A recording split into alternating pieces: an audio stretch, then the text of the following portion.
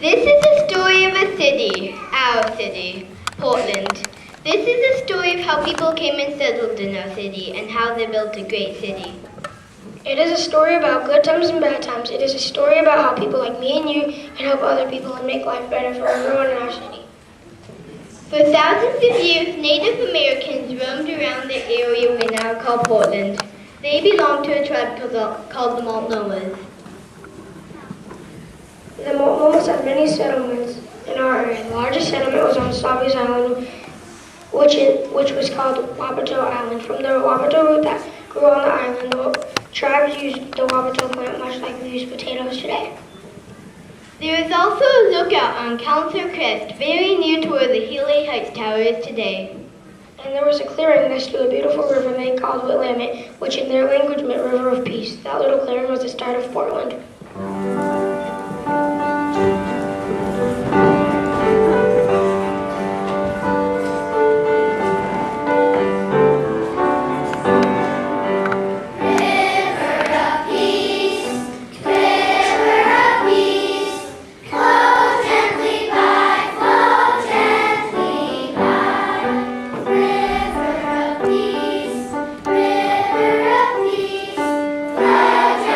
Peace,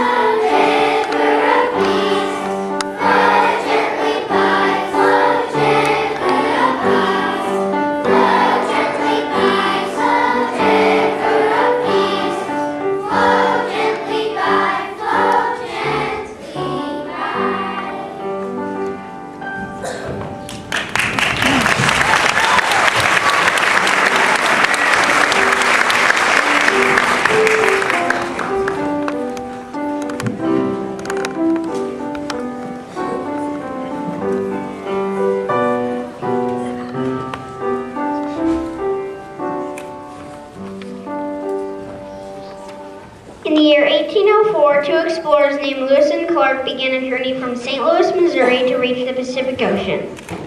They took along 30 other men, a Native American woman named Sacagawea, and a little baby. They also took along Clark's slaves, York, and Lewis's great big dog. In 1805, they crossed the Rocky Mountains and traveled down the Columbia River to the ocean. They had a very difficult trip. They almost starved to death, but they made it to the Pacific Ocean in November of 1805, and then they returned to Missouri in September of 1806. On April 3rd, 1806, Captain Clark and 7 other men took a journey down the Willamette River. He was the first American to see the area we now call Portland. Oh yeah, like these guys really traveled all that way. Come on.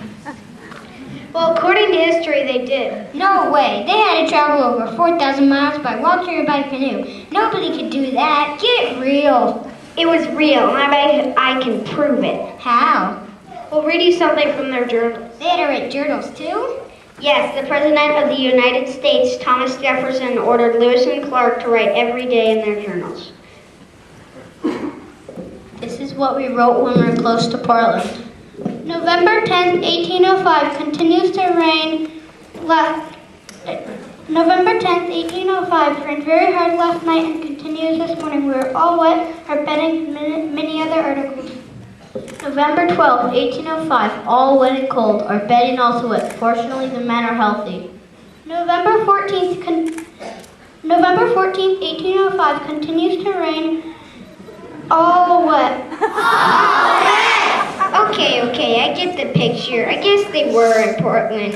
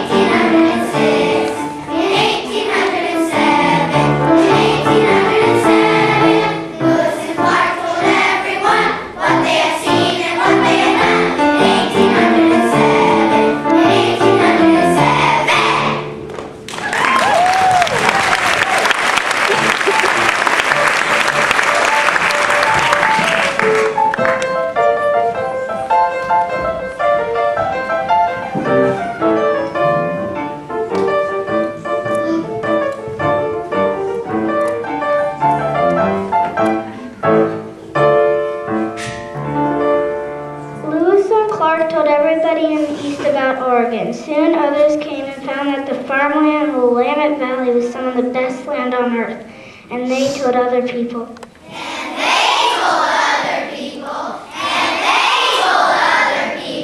The first explorers were fur trappers. They especially hunted and trapped for beaver because the hide from the beaver, called a pelt, is very valuable. Let me introduce you to one of the most famous early settlers, Dr. John McLaughlin. Dr. McLaughlin was a very tall man. Hello, I am Dr. McLaughlin. I am the head of the Hudson's Bay Company for this region. At first I lived at Fort Vancouver, but then I moved to Oregon City. Fur traders come to me with lots of different furs. I buy them and send them to England, where they are highly prized. Here's some elk hide. Fine. Great. Elk hides are you can make a lot of things from elk. And here are 2 raccoon pelts. Fine, but raccoon are not very valuable. But you can still make good hats from raccoon. What do you have, James? Dr. McLaughlin, I washed a skunk fur. I don't think it smells too bad. Yes, it does. I don't think we can use that. What else do you have? Beaver pelts. Excellent. Beaver pelts are very valuable. But you know, it's sad because the beaver is such an interesting animal. Especially in the way how they build their dams. Beavers are always cutting down trees. And luckily in the Northwest, we have a lot of trees, so we have a lot of beavers.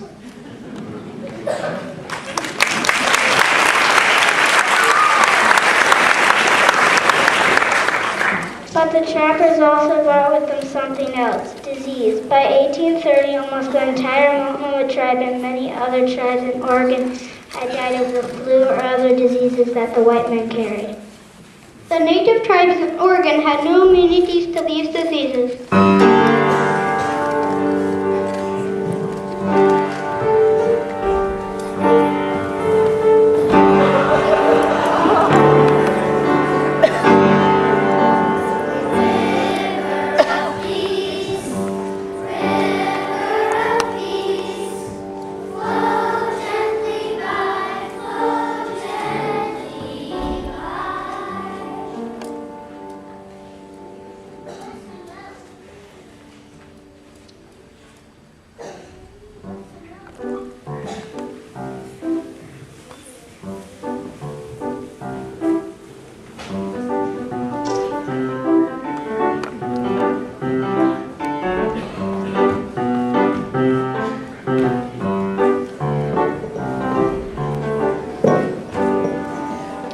By 1843, thousands of settlers traveled touring on what became known as the Oregon Trail. They traveled with oxen, horses, and everything they owned in the covered wagon.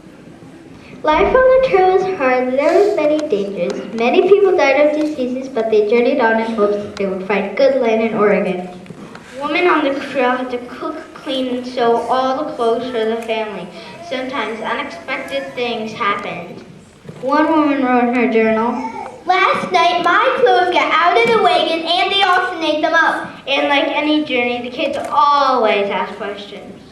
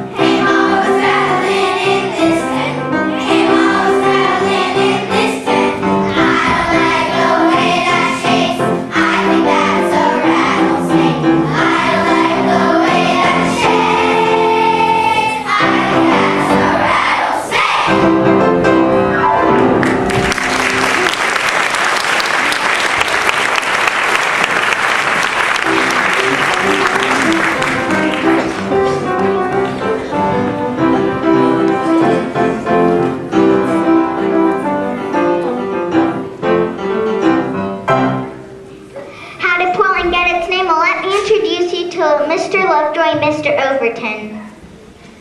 Do you remember that clearing by the Willamette River? Well, Mr. Lovejoy and Mr. Overton claimed it belonged to them. It probably wasn't fair, but the government in Oregon City sold them the land for only 25 cents. Well, Mr. Overton, 25 cents for all this land. I think we did quite well. Yes, Mr. Lovejoy, we did. Perhaps someday people will build a few houses here, maybe even a small town, or someday maybe even a great city will be here.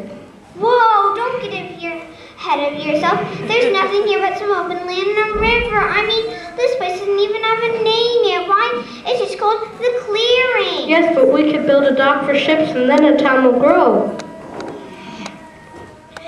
And Mr. Overton was right. A few houses were built on the spot, but soon Mr. Overton wanted to leave to go to California, so he sold his half of the town to Mr. Pettygrove. But he didn't tell Mr. Pettygrove he had only paid pennies for it originally. That's right, Pettygrove. Only $50 for all this land. It's the best land in the world. You'll never regret it. I mean, why buy a town anywhere else? And just for you, I'll throw in all these beautiful trees for free. And you know, free is a very good price. You know, well, $50 seems like a lot of money for a town that doesn't even have a name. I don't know. Well, at this price, I'm really saving you some money. And hey, if you don't buy from me today, I can't save you any money. Okay, $50 it is, but I won't pay a penny more. So now the town was owned by Mr. Lovejoy and Mr. Pettigrew, but still had one big problem. It didn't have a name. You know, Mr. Lovejoy, this sure is a nice town, but it really needs a name. Let's see, what can we call this place? I know, let's name it after another town. That's what the Pilgrims did when they came to America. They named their towns after the towns in England. That's a good idea. Let's see. What can we name it? Let's name it Boston, after my hometown, Massachusetts. Boston's a great city, and we want this to be a great city as well. Mr. Lovejoy, I'm from Maine, and you know we don't think much of Boston and Maine. I suggest we name it Portland, a very fair city in Maine. See here, Mr. Pettigrew, I really think we should call it Boston. After all, Boston is more bigger and more important than your itty-bitty Portland. See here, Mr. Lovejoy, Portland, Maine is a much more beautiful city than your ugly, stinking Boston. It should be called Boston, that's final. No, it should be called Portland, that's final. Boston. Portland. Boston. Portland. Okay, break it up, break it up. You said over there, you over here. Hey, I've got an idea. I suggest we settle this by flipping a coin. You call it. Heads. Tails. Tails it is. Hey, how about flipping best 2 out of 3? Okay, best 2 out of 3. Call it again. Heads. Tails. Best 3 out of 5? No, Mr. Lovejoy, she's Portland, fair and square. And so the town was named Portland.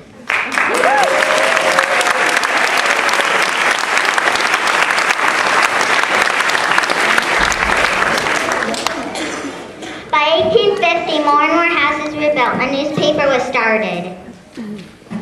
A dock was built and Portland became a major port. Many trees were cut down and the clearing was expanded. But soon Portland got another name, Stumptown. You see, when the men cut down the trees, they often left stumps still in the ground.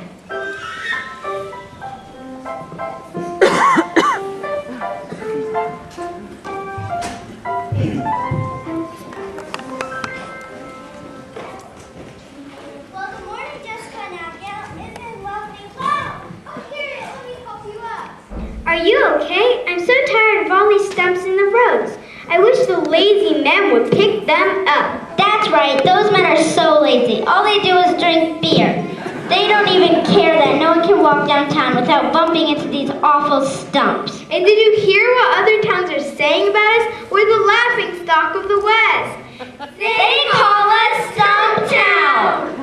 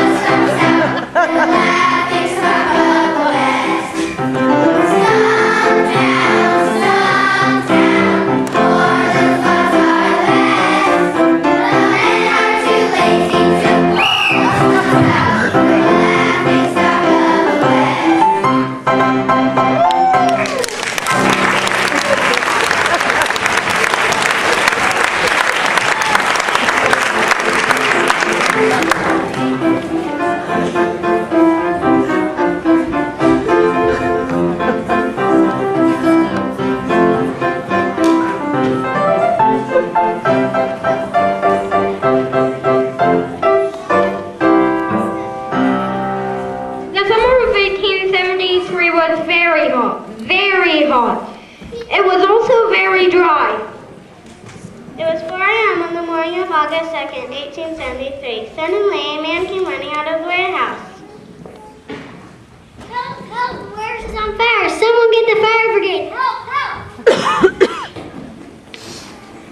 The fire spread quickly. All the buildings and houses were made of wood, and they were very close together. The firemen tried to put out the fire, but they couldn't. When the fire finally burned out, 22 blocks had been destroyed. This event was known as the Great Fire, or it changed a lot of things about Portland. More buildings downtown were made from bricks and they weren't put as close together anymore. Unlike many other Western towns, people in Portland helped each other. They helped rebuild the town. They took care of each other. They looked out for each other, and that's something Portlanders have always done.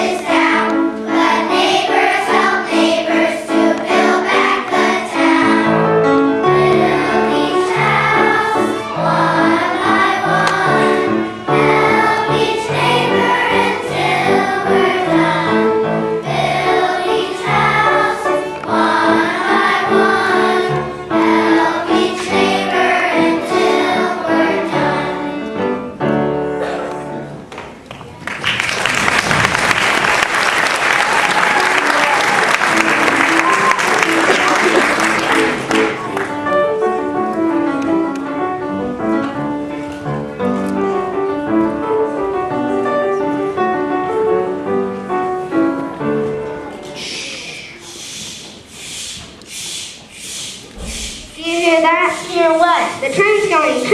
Oh no, we better finish building this sexy town.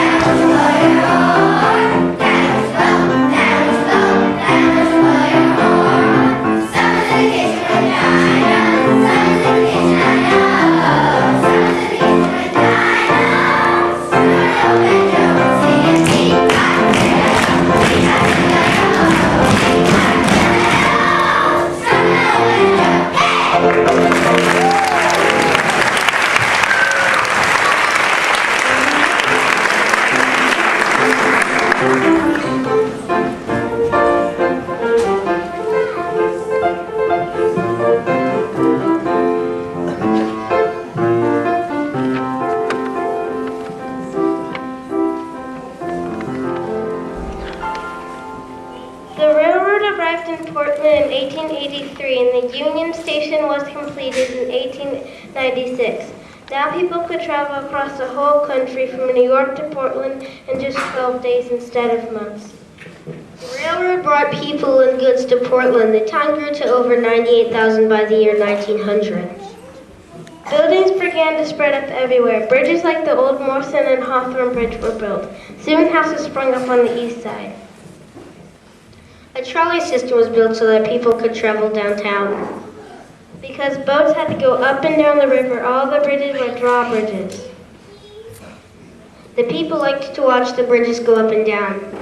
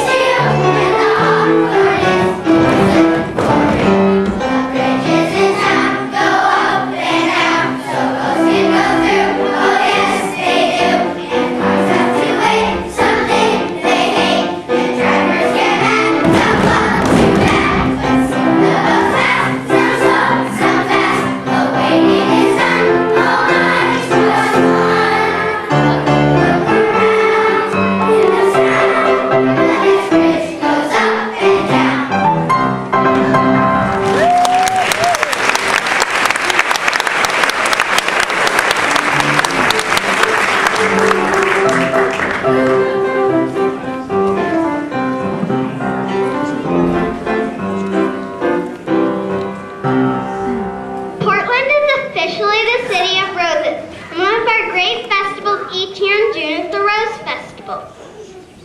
There are 3 parades with horses, floats, and of course marching band.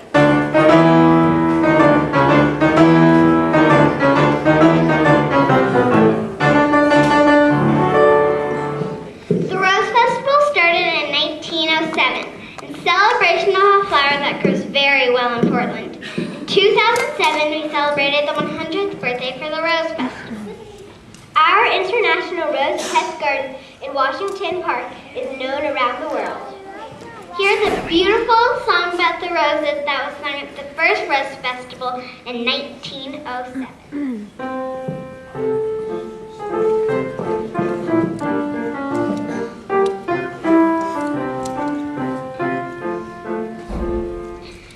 No beautiful palace have I on the hill, no pictures hang on my walls, but never a painter could match some with skills the roses that bloom in my halls.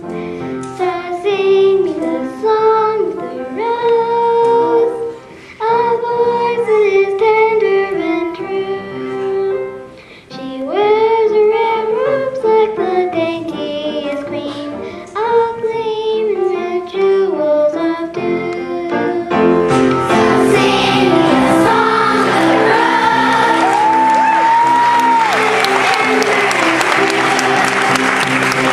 her red robes like the daintiest queen, all gleaming with jewels of dew.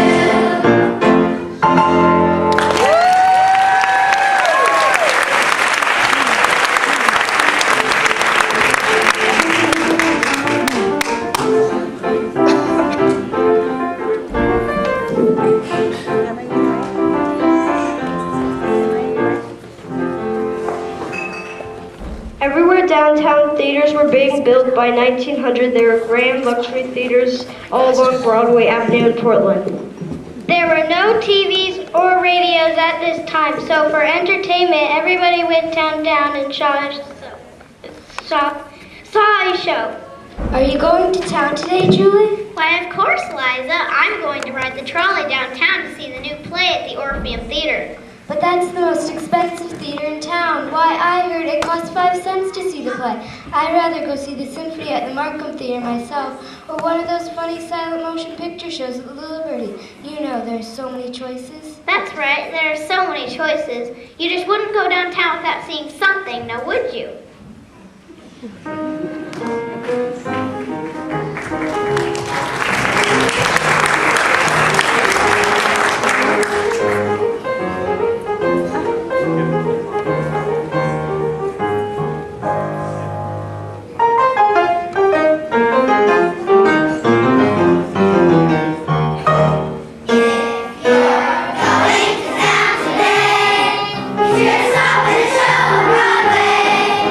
Going to town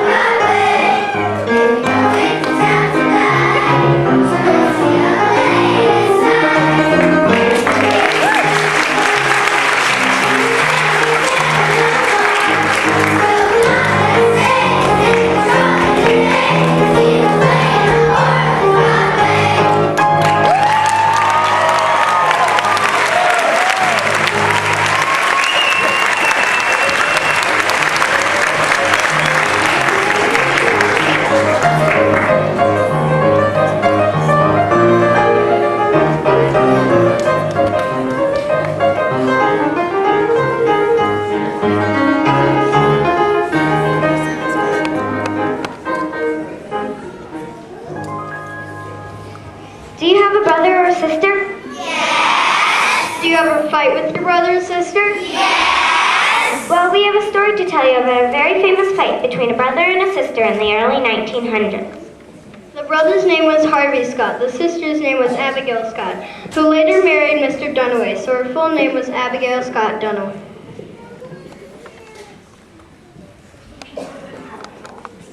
What were they fighting about? They were fighting about women's right to vote, or what was called women's suffrage. In 1852, the Scott family left Illinois by covered wagon and arrived in Oregon 6 months later. Harvey Scott was 14 and his sister Abigail was 19. Harvey Scott became a lawyer and the editor of Henry Pittick's newspaper, The Oregonian, a position he held for nearly 50 years. Harry published his own opinions in the newspaper, and a lot of people believed what he said. Harvey disliked anything that suggested social progress. For example, he didn't think children should go to school beyond elementary school. If they want their children to go to school beyond age 12, let them pay. Public schools should not be turned into nurseries of idleness. Abigail became a teacher, owned a hat-making business, and published her own newspaper called The New Northwest. She was Harvey's opposite in that she was a supporter of human rights, especially women's rights. We need to build a better world for every woman. Women are working at the kitchen sink without wages. Women are working at the washing tub, the ironing board, the rolling pin. Always without pay. They should at least have the right to vote. We don't want belligerent females sitting here, signing our fate. Ignorant voters will be dangerous. I've always heard that the difference between a man and a mule is that the man can change his mind. We're the only state in the West where women still cannot vote. It's high time the men in this state gave us the right. But Harvey was as stubborn as a mule. Every time an election was held, he wrote article after article telling men not to let the woman have the right to vote. Women will get the right to vote over my dead body. Then Harvey, my dear brother, I guess I'll just have to live longer than you.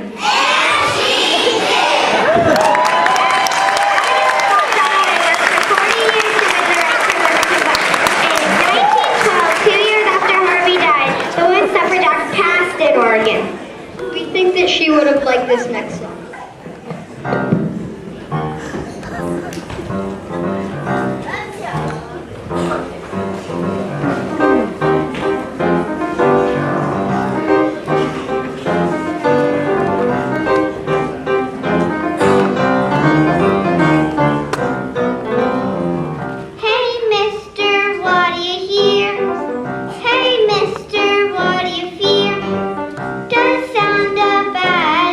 Think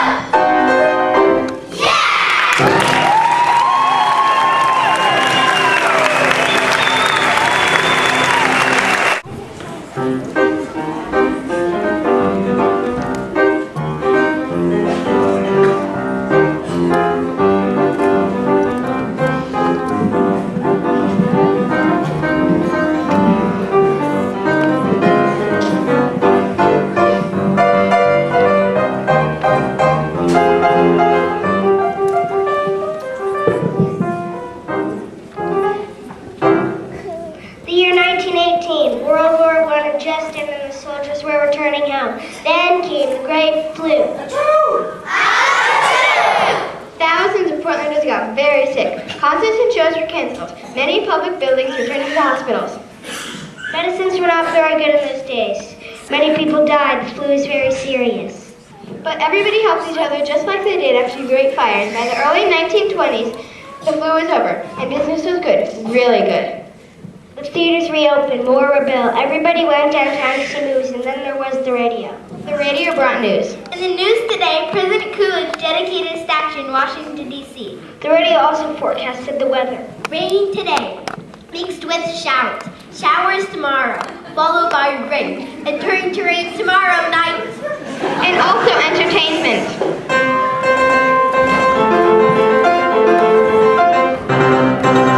And now it's time for the Lone Ranger. In this episode of the Lone Ranger is riding on his trusty old Silver. Silver neighs. A gunshot cries out of the field. The cats in the field get scared. The Lone Ranger hides behind a rock. Tune in next week to find out what happens to the Lone Ranger.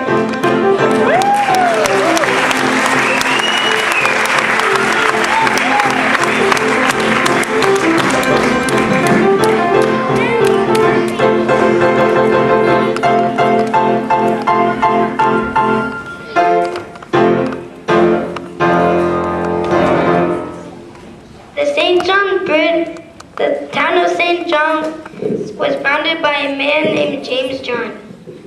James John lived alone except he had a cat. When he died, he gave all his money to the school district. He became quite wealthy by running a ferry boat company to take peoples and goods between the towns of Linton and St. John's. But he had a dream, the dream of a bridge. The St. John Bridge was built in 1931, long after James John had died.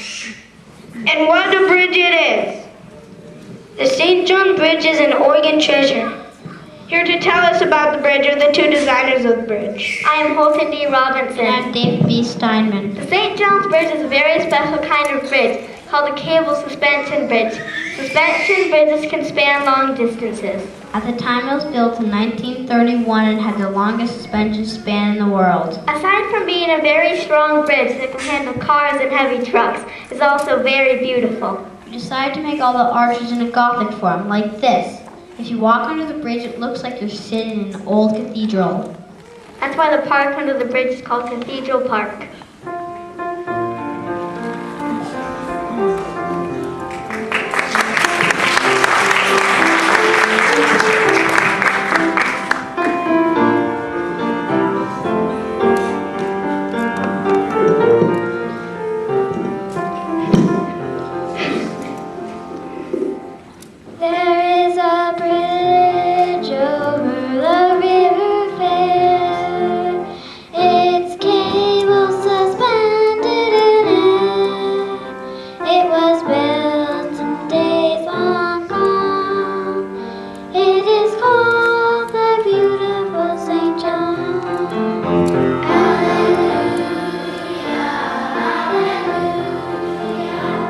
Under the bridge there is a park for children to play, dogs to bark.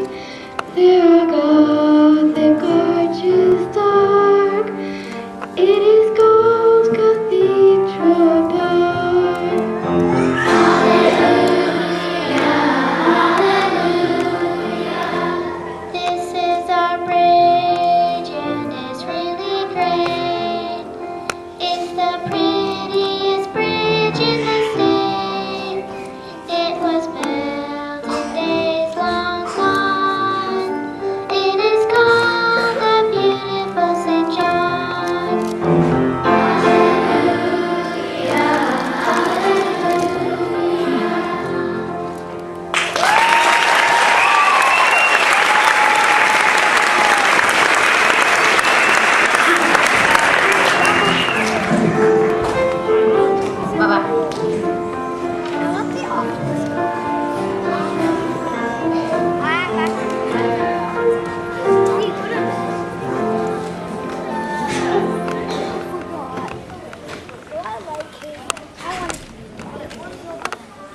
On October 29 of 1929, the radio brought this news. Today, the New York Stock Exchange collapsed. Millions of dollars have been lost. Millions of people are out of work. This is the start of the Great Depression. Times became really hard. Many banks closed, so people couldn't get their money. Thousands of people lost their homes.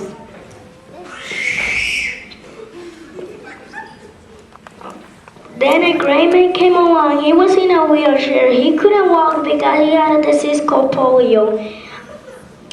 He was very kind. His name was Franklin Delano Roosevelt. He said, Let me assert my firm belief that the only thing we have to fear is fear itself. We have a plan to put people back to work, and we're calling our plan the New Deal. In 1932, Roosevelt won the election for president, and things got better, much better. There are two Roosevelt projects near to us in Poland. The Venerable Dan in Timberlodge.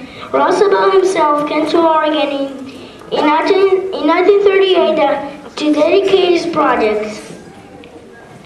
There was a song he used to sing, and the whole country sang it too. It made people feel good and don't forget the depression. It went like this.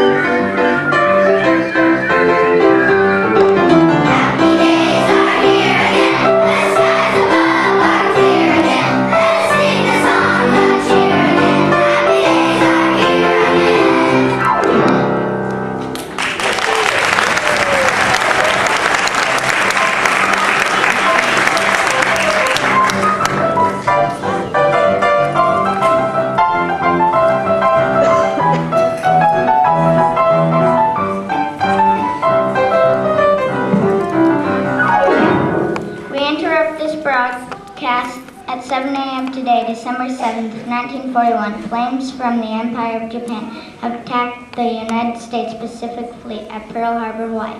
Thousands of American sailors are dead. The battleship Arizona has been completely destroyed. Stay tuned for more developments. When the Japanese bombed Pearl Harbor, the United States went to war against Japan and her ally Nazi Germany. This is known as World War II. Portland played a very important part during World War II. Ships were built in Portland for the war, thousands of ships. Extra, extra, read all about it. All Japanese have to burn them down. Extra, extra. After Pearl Harbor was bombed, many Americans worried that Japanese Americans might be spies for Japan, although it was never proven that any of them were actual spies. The United States government ordered all Japanese American citizens to move inland and not live near the west coast. All Japanese Americans living in Portland had to move. This event was known as the Japanese Internment. Many of these citizens who had done nothing wrong lost everything they owned, including their homes and their businesses, and it was very sad to see goodbye to their friends.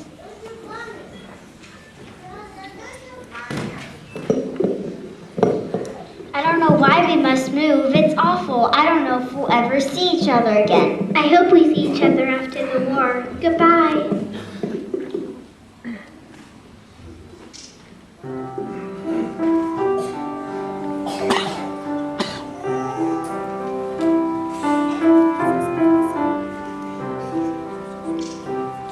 I go to school, same as you. I am American too. I go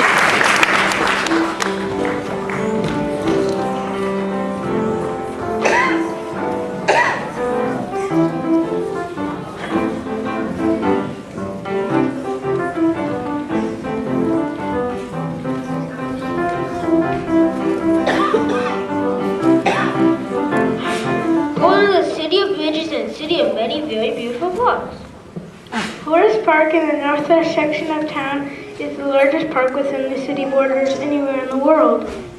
Did you know that Portland also has the smallest park in the world? Here to tell us about the park is one of the park's leprechauns.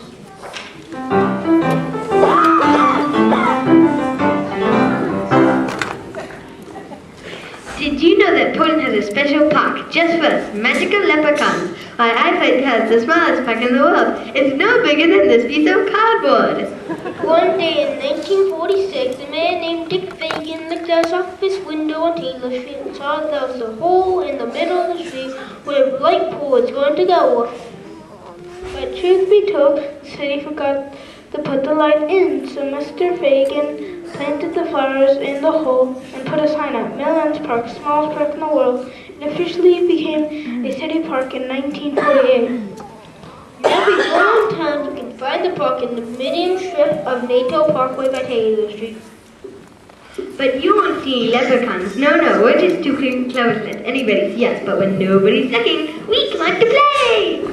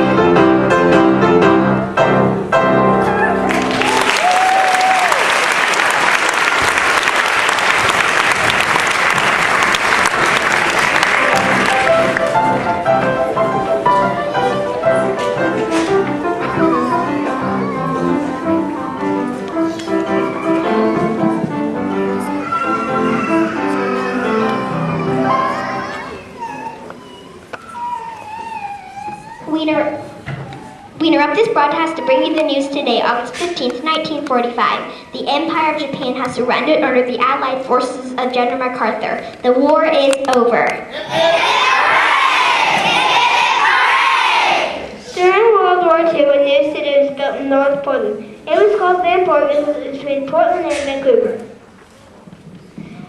Most people who lived in Vanport helped build ships for the war. These ships are called Liberty ships. Where is Vanport now? After the war ended, rowboats and Liberty ships weren't needed anymore. People moved away.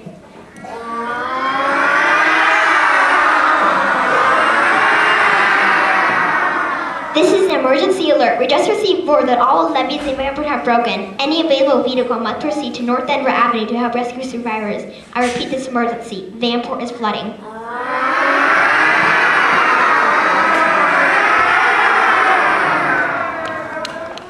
Then in May of 1948, there was a great flood, and what was left of Vanport was destroyed. In only a few hours, the entire town was flooded. After the flood, the land was sold. Heron Lakes Golf Course, the Expo Center, and Portland Meadows racetracks are built where Vanport used to be.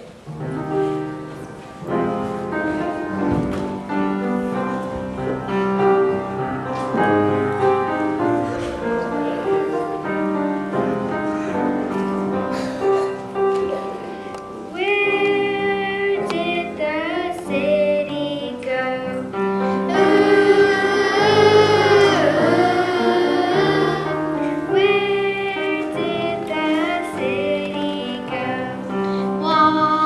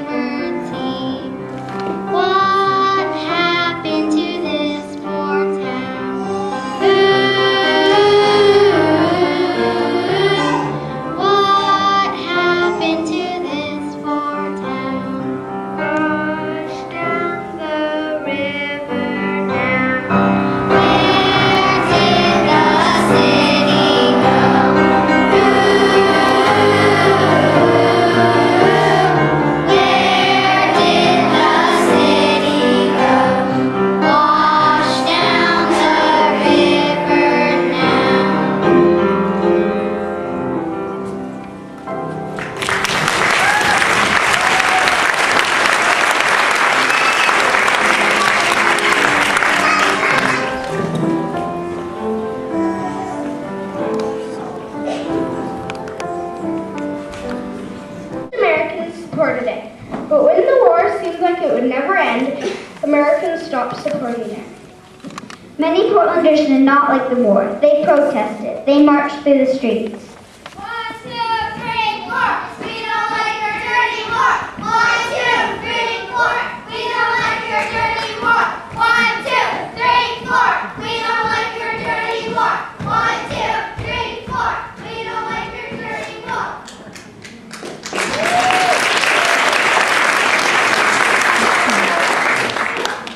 They held rallies. Our Senator Mark Hatfield spoke against the war.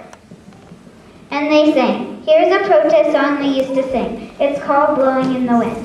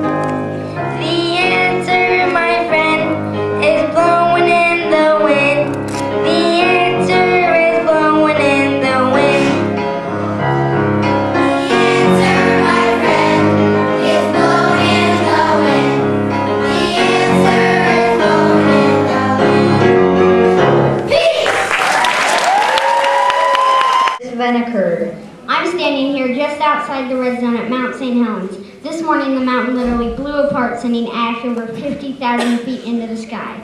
Back in Portland, Richard Ross is standing by in our studios. Well, it was a clear, beautiful Sunday morning, but now the sky is gray with ash. People are advised to wear masks and not to drive because the ash is very slippery, and there have been many traffic accidents already.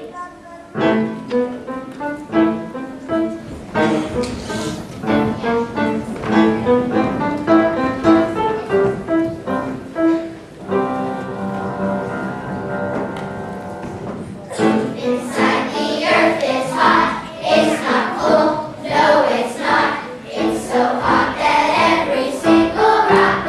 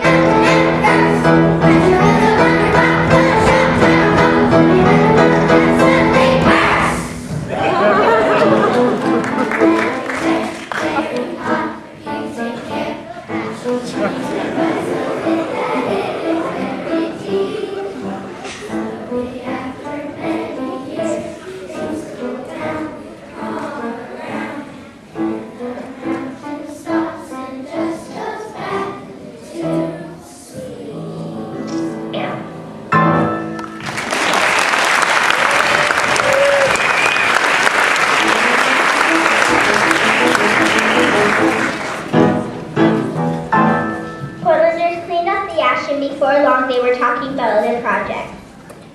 In 1981, a group of people wanted to build a square in the middle of the city. The square would be used for all sorts of activity, concerts, speeches, and of course the Christmas tree.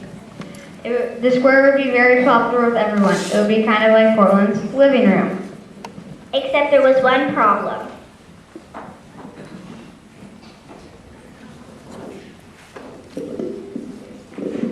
This plan for a square was great, but how are you going to pay for all those bricks?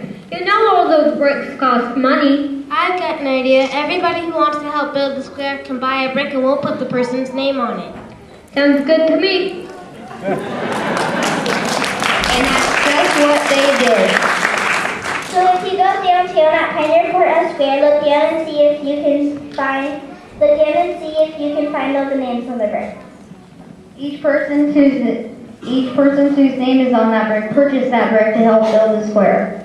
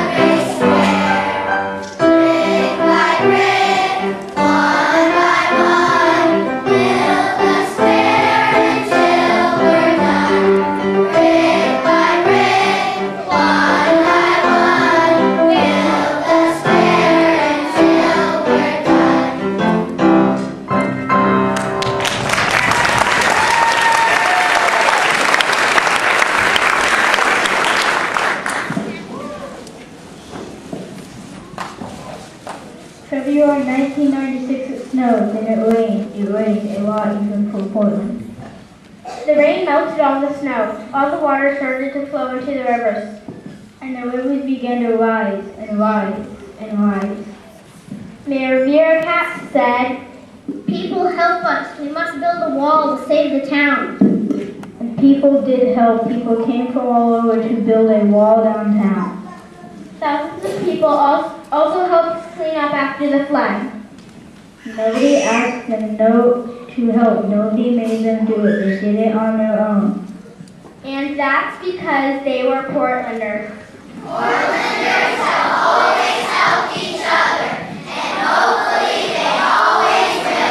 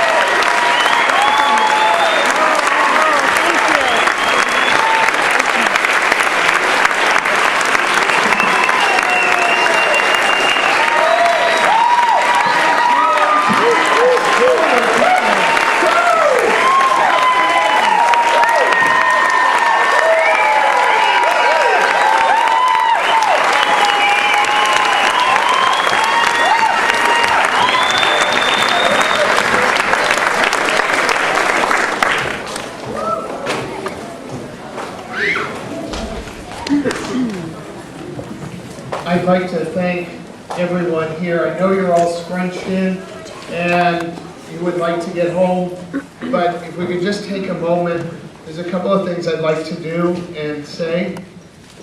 First of all, we have had just an amazing group of parents who have helped us. They have just done phenomenal work. There have been many, many parents backstage. I don't know if any of them are backstage right now and can get out here and come out for a bow, but I know.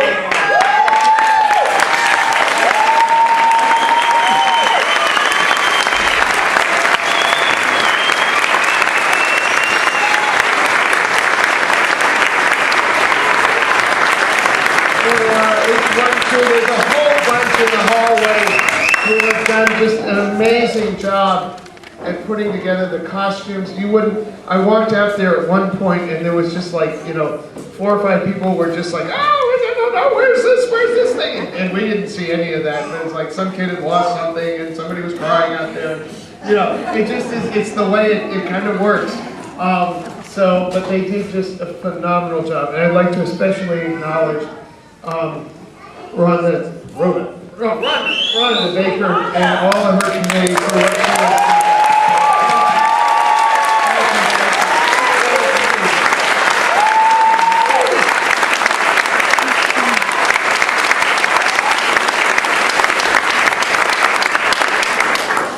How many of you have sat through this show before?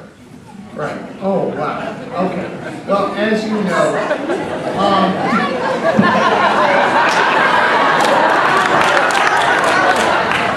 like the band on Letterman. You guys are funny. As you know, I love coming to Sunnyside, and I do this show in many, many schools throughout the Portland district, and I also do shows for other grades as well.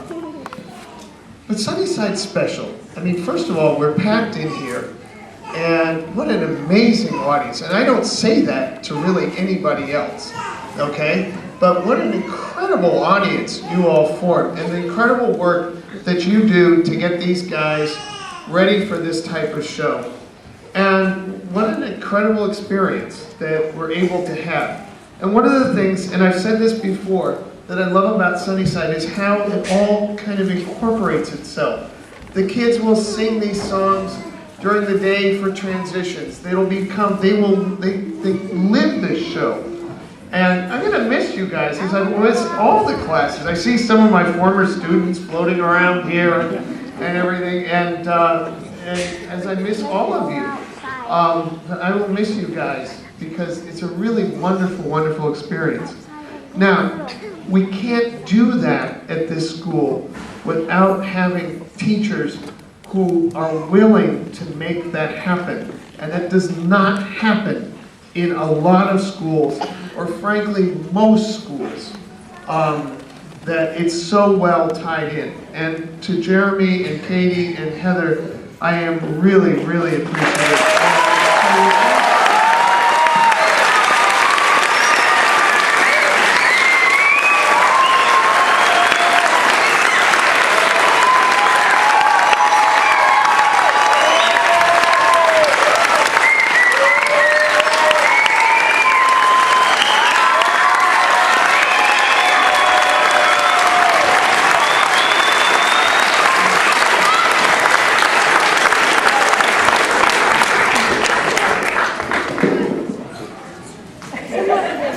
Thank you all for coming out tonight. Again, I want to thank this man right here, Rob Messenger.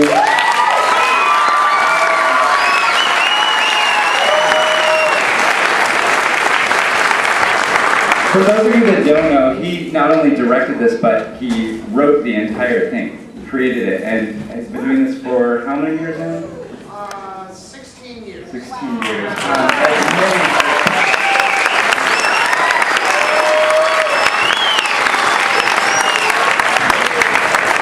So one of the other things that makes Sunnyside such a special place is all the parents that are involved in this school. And without all the, 26, 27 parents that helped out with the show, there's no way this would happen. So there's far too many of you to call up right now, but we are going to track you down because we have something for you. But I also would like to have Rhonda, our coordinator of all the volunteers, to come up and receive a special gift from us right now. Let's give her a hand.